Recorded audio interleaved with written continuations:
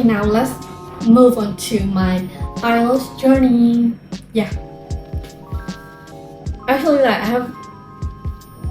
don't have a lot to talk about with IELTS because I didn't take much time to study IELTS that much. But after I finished my matriculation exam, I was very excited to go abroad because I also told my parents that after matriculation exam, I'm going abroad. I'm studying abroad. That's it. I told them that, but at that time there was also a pandemic and we just can't even go out of our houses.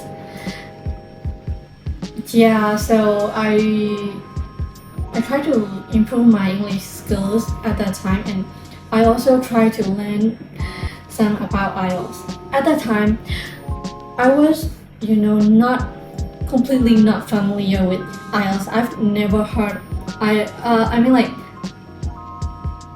I've heard of IELTS before. That if I say I've never heard, then that would be too extra. But yeah, I've heard of IELTS before, but I don't know what it's about. I don't know how to take that exam. I don't know, the question structure and things like that. I don't know anything about it. I just heard, IELTS exam, that's about English. I only knew that. So at that time, I tried to read some about IELTS, but those websites are too crappy and I don't understand it. The way they explain is just, I don't understand it. So when those websites don't work, then I had to try another way, right? So there's a website called Futureland, and on that website you can learn IELTS. I think there's free trial if you sign up. So I try to know more about IELTS on that website. It was how to say, they give you certain time period and you had to learn it within that, but it's the time period is more than enough. I try to watch videos on that website and try to do the quizzes they gave us like that, but I was not that immersed in it. I was not that interested because all of those things are new to me. But I tried to learn maybe about 2 weeks, only about 2 weeks, and I tried to understand IELTS. But I didn't understand IELTS completely at that time, but I kind of knew what IELTS is and how many skills will be there, the question format and how the marking scheme, those things. I knew after watching those videos, and then I just forgot about IELTS. And I kept on attending my British Council classes, and then I think in 2021 or 2020, I don't remember exactly. At that time, I was I will take IELTS exam. I will do my best. So I started searching for IELTS classes online. My mom also gave me permission and also money, of course, to attend IELTS classes. So I searched for it, and at that time I attended Teacher Mo's IELTS foundation class. So it's the class is about teaching all the 4 skills briefly, of course. I think it's only 3 months. The time period is only 3 months, and I attended that class. And I kind of knew much more about IELTS in that class, and we had to take mock test before we started attending the class. So I answered those mock tests and my reading score was 5.5. So I was very stressed out and I thought I couldn't do it. I wouldn't be able to do it. Also in the future like that, I had lots of worries. And also in listening, I got band 7. at that time, back in that time. When I started in that class, we had to answer lots of IELTS questions, old questions and stuff like that, and I was very discouraged because I don't know how to answer those, and I also didn't know how to increase my marks, my band score. So that was a hard time, but we had to learn techniques and things like that in that class, and teacher Mo also taught us how to read in IELTS reading, and also tips and tricks about it when it comes to the questions, things like that. So I think I try to memorize all of the tips and tricks she gave us. I had a book and I wrote down those tips and tricks in it. But yeah, after that I didn't take IELTS exam at that time, and then after that I forgot about IELTS exam again, and yeah, I don't study anymore. I don't practice IELTS anymore, and then I just forgot about those books as well. So after that I had to attend university because I was not going abroad. So yeah, I attended strategy first, and I was pretty busy with assignments and stuff like that, so I didn't practice IELTS at all. And then in 2023, I was always thinking about studying abroad, right? So I was also, trying to convince my parents to go, and we were finding countries, we were choosing countries to go.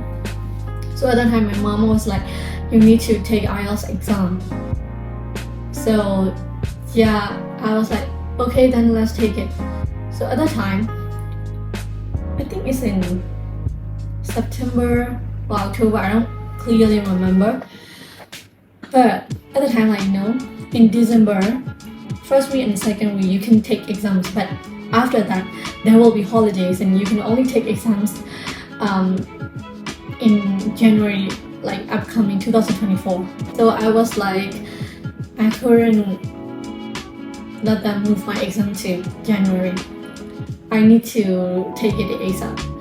So I registered my exam December 14. Yeah, I don't remember exactly that too. But yeah, in December, first week or second week, in those weeks, one day. Yeah. So, even though I was very confident, I'm not very confident about my English skills. But even though I was confident, I knew that I wouldn't be able to take an exam without practice. So I tried to search for classes again, and then I found IELTS Ivy, and it's the class is about 2.5 months, 2 months and a half. So it's perfect for my time frame, and also it's IELTS Premier class. So you had to learn all of the 4 skills in one class. Yeah, at that time my English is already upper intermediate and only a bit far away from C1 level. Yeah, I think I was already in C1 level at that time. So I contacted them, and then I registered the exam. I paid the exam fees.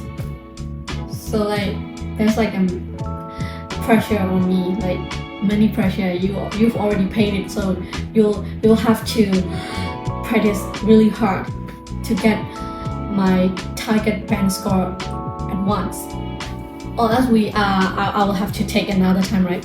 So expensive. So while I was attending that class, I also practice a lot on my own because I had like 2 months and a half to study for IELTS, so I was like also attending the classes and doing homework from that class, and also aside from those work, I also study by myself, on my own, practicing the test from the websites. So there are like 2 websites that I use because my teacher from IELTS Ivy recommended me those. I will show you guys the links. So like on that one website, you can like take full IELTS test for each skills. If you're gonna click on listening, then there will be lots of tests, and that's full test for listening. Also, it goes the same for those other 3 skills. And there is also another website. It's called Mini IELTS, I guess. So in that website, you can choose the question type. Like in listening, if they're like multiple choice, completion, sentence completion, like that. Then if your weakness is multiple choice, then you can click on multiple choice, and there will be lots of questions, or like short ones. By short ones, I mean like 5 or 6 questions each, like that. Maybe like part 1, part 2, part 3, that right, in listening. So there will be only 1 part in each question, and then if you click on multiple choice, then they will all be multiple choice questions. So you can practice until you are satisfied with your score. Yeah. So those 2 websites are what I use to practice IELTS. At IELTS Ivy, we had to, I think, write 1 writing per week.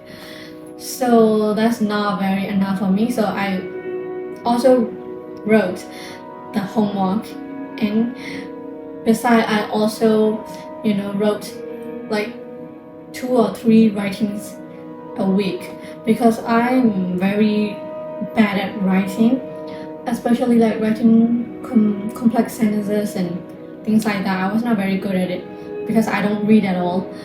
So I don't know how to write fancy sentences or use fancy words. I don't know much vocabularies. So I thought like my weakness is writing.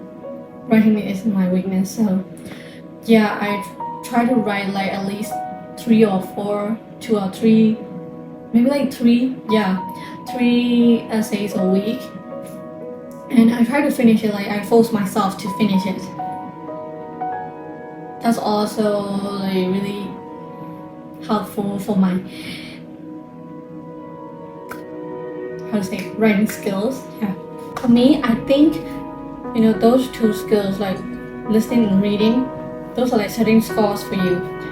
You have to make sure that you will get, if you want to get band 7, then you have to make sure that you will get 7 or 8 or even 9 in those 2 skills, because like for sure that after the exam, for sure you will get how much band score in those 2 skills. And there are like answers, so it's certain. But for writing and speaking, it depends on the examiners and marking scheme. So you don't know for sure. You don't know how much band scores you will get. So I try to focus on listening and reading more. I also practice writing a lot because it's my weakness, because I thought I couldn't write it. Yeah. So for listening and reading, I practice like every day, I guess. Every day I would just sit down and took a full test for listening, full test for reading. Every day I would practice it every day. But out of those 2 skills, listening was like my favorite, and because I was used to listening to songs and also watching movies, so like listening was not very difficult for me. So whenever I was practicing listening, I was happy. But when the score comes out, on the website, then I wouldn't be happy anymore. But you need to be, you need to be really careful that, you need to know about it, about the websites. The thing is that even if you answer the right answers, sometimes there are like errors and things like that. So you need to check it by yourself again, because like they might just cross out your right answers, and you won't know your actual bank score. So try to check them after they gave out your bank scores. Like when you practice on those websites. So for listening, my tip is that you need to watch a lot of movies. I don't know much about it, but I think watching movies helps a lot. So yeah, watch movies and things. And well, another tip for listening is that try to read questions beforehand. When they give you like the questions, you don't have to like answer the answers immediately, right? So just read the questions, and then when they're like, check your answer, blah blah blah, and then at that time you can move on to another questions, and then read it beforehand before they started playing the audio. You have to make sure that you understand everything in the question before that. So that's important. And another thing is that you should guess the answers. Like sometimes it is very very easy to guess, like especially try to guess it, like is it noun or is it verb or is it adjective, like that. Try to guess it. Sometimes the answers are like unpredictable, so yeah, try to do it if you have time. And another tip I would say, in IELTS exam, just don't be nervous and try to be calm as possible. And if you are taking computer-based exam, try to practice it at home, with office keyboard, because they will give you guys the keyboards and then PC. So don't practice on your laptop keyboard. Just practice it on separate keyboard from laptop. So use it, and then so that you will be able to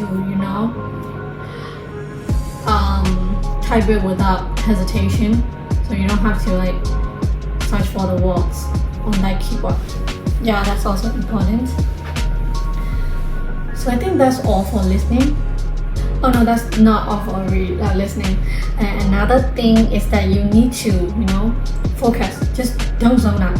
That's really important. You shouldn't zone out in the exam. You won't, I know, because the exam is important, but zoning out would be like really big problem, because you have to focus all the time, and then whenever like they are not, even when they are not talking about the keywords, like most of the time you guys like just underline the keywords and then try to listen the keyword, right? But even when they are not talking about those keywords, just try to listen to them. Don't think like it's an exam.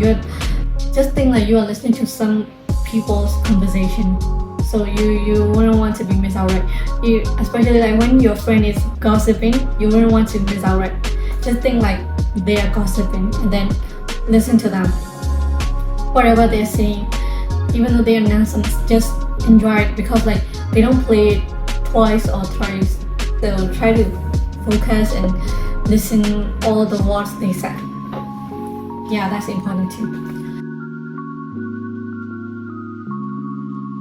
So let's move on to another skill. It's reading. Yeah, in reading, I think it is like really important to understand the questions clearly. Sometimes you just read a question and then you don't know what it's about, right?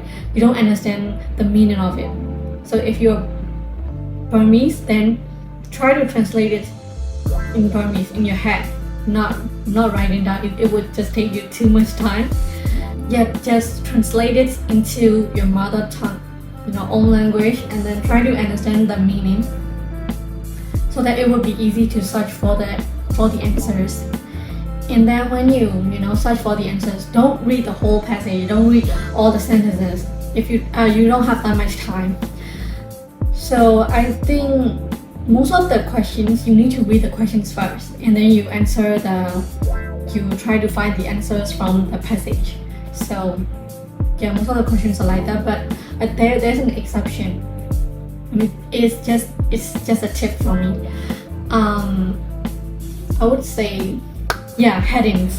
When you match headings, you shouldn't read the questions first. Like, yeah, if you want to read it, it's fine, but just, don't read all of it. Just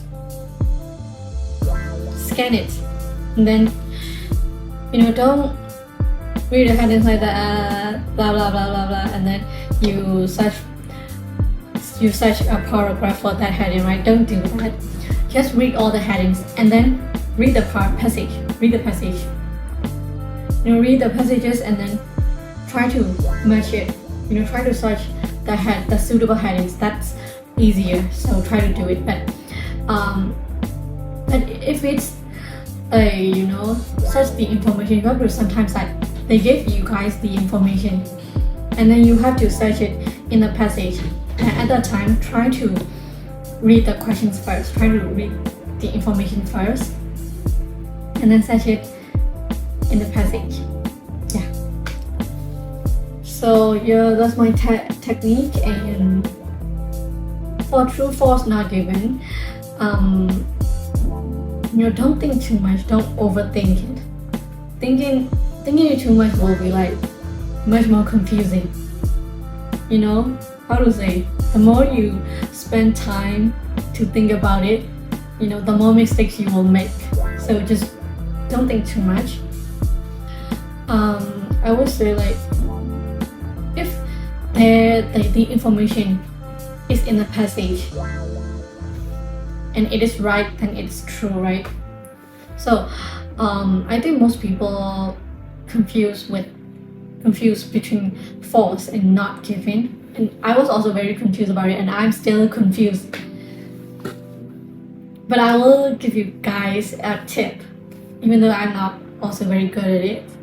Yeah, just try to translate it into your own language, and then try to know the meaning of it. The question.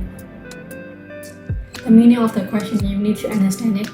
And then if that information is not in the passage, just choose not given. Just don't think about it anymore.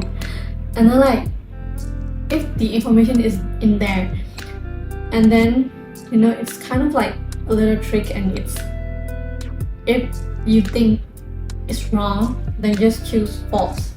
If the information is not in the passage, just don't think too far. Don't think I think this must be what he means or she means. Don't do that. Don't do it. Don't think too much. And then if they want you to answer false, then they will give you the info. So don't worry about it. Yeah, that's the tip for reading.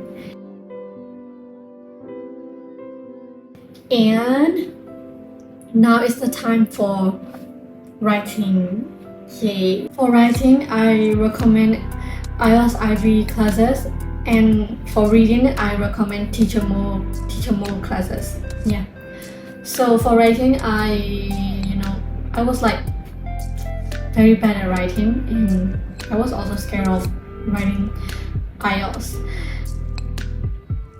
IELTS writing was really difficult for me, and I don't understand the questions formats never. So I had a lot of hard time with it, and at IELTS Ivy they give you question formats and how to answer format too. So it's I'm kind of how to say, systematic or technical person. So I don't know. I don't want to be creative, or I mean if it is writing that I need a format, mathematics. In mathematics, you need formula to solve the problem, right? So also in writing, I wanted formats. So yeah, and for writing, I don't think I could give you guys lots of tips because I'm also not very good at it. But I would say writing is, all about cohesion and linking words. The more you add linking words, then the more pen score you will get. I'm pretty sure of it. And also, like as I said before, I practice writing a lot. Like I wrote 2 or 3 essays a week, so the teachers didn't have that much time to like check my writings and give me feedback. So I use 2 websites for type 1 writing and then type 2. Yeah, I will give you guys those links too. So in that website we can like check our writing, and then they will give you your pen score. And then there are like 4 parts, right? I don't remember it completely though. I think it's about cohesion and then vocabulary, grammar, yeah, things like that. And then they will show you like which part you're weak at, and then which part is making your pen score to decrease, right? So they show those 4 things, and then if you click on enhance, then they will enhance it. I think it's AI, so they will enhance it, and then they will give you like better writing. Like, how to say, it's still your writing, but it is better, right? Yeah, they will give you that. So I just like put my writing in there, and I try to understand which part I'm weak at, which part I'm lagging, and then I just enhance it, and then I read the essay they enhance it. So the better version, I try to read it, and then I will like highlight the how to say, new vocabularies and new grammar styles, things like that, like new linking words. I try to memorize some structures I like in that enhanced writing. So I use those websites. And yeah, as I said before, writing is all about linking words. If you can add lots of linking words and your grammar is right, then you will get pen 7 all around it. But I think if you want more, then I think you will have to write complex sentences, and you have to use fancy vocabularies, things like that. But I was not very good at it. I didn't have also much time to prepare, so I just focus on putting lots of linking words and then writing right grammar. So it is important to write the right grammar. Yeah. So the most important thing is grammar, and then the second important thing for writing is that linking words. Yeah, you don't have to write complex sentences all the time. You can just write simple words with right grammar, and then if your writing is connected, the whole writing is connected, and it makes sense, then you will get around pen score 7. Yeah. For speaking, yeah, I only got like pen 7, and I didn't have much time to practice speaking because I was only focusing on like reading and listening. Yeah, also in writing, so I didn't have much time to practice speaking. In class, I will participate in practicing speaking like all 3 parts. But on my own, I didn't practice that much. And before the exam, 2 days before the exam, my mom contacted 2 English-speaking person, and one of them is like the IELTS examiner. She was an IELTS examiner before, so my mom contacted those 2 persons, and then let me talk with them. So the first person, I did more of like casual talking with him, and then I tried to answer lots of questions, and he gave me tips that just go through the writing, speaking questions, and then if you find and familiar question, then write down about it. Try to like brainstorm about it. So I did it like that. So with another teacher, the former IELTS examiner, with her I tried to, I think we did some of like a mock test, speaking mock test.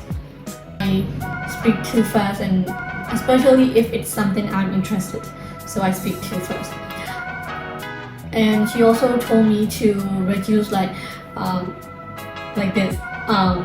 Before speaking, I would just use yeah, that's also a bad habit. So she told me to reduce those I was a bit worried about that, but in listening, reading, and writing, I think all those skills are really easy in the actual exam. Because like in websites, I think those websites are really too hard. Because whenever I answer, full test on those websites, they would just freak me out. The band scores I got will be like freaking me out all the time.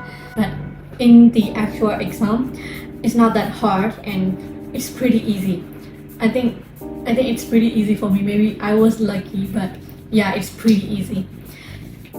So like also before taking that test, I would just like do full test like 2 days, once after 2 days. So yeah, that's my IELTS journey, and I hope you guys enjoyed this video. I think I spoke too fast here too, but it's just my habit, so I just can't help it. But I will make sure to like put subtitles here, so don't worry about it. And yeah, I will also like wrote down the links and also the apps I've told in previous parts of the video. So yeah, you're welcome. And also like that's it for today, because I will have to take a shower. So yeah, and next time I will try to talk about my studying techniques and note-taking techniques or things like that, even though I don't have systematic note-taking system, but yeah, I will try to do it. So thank you guys for watching, and try to remember the tips I said. I think they will be really helpful for you. And yeah, like and follow, please don't forget it. And yeah, thank you and bye. Have a good day. So see you next time.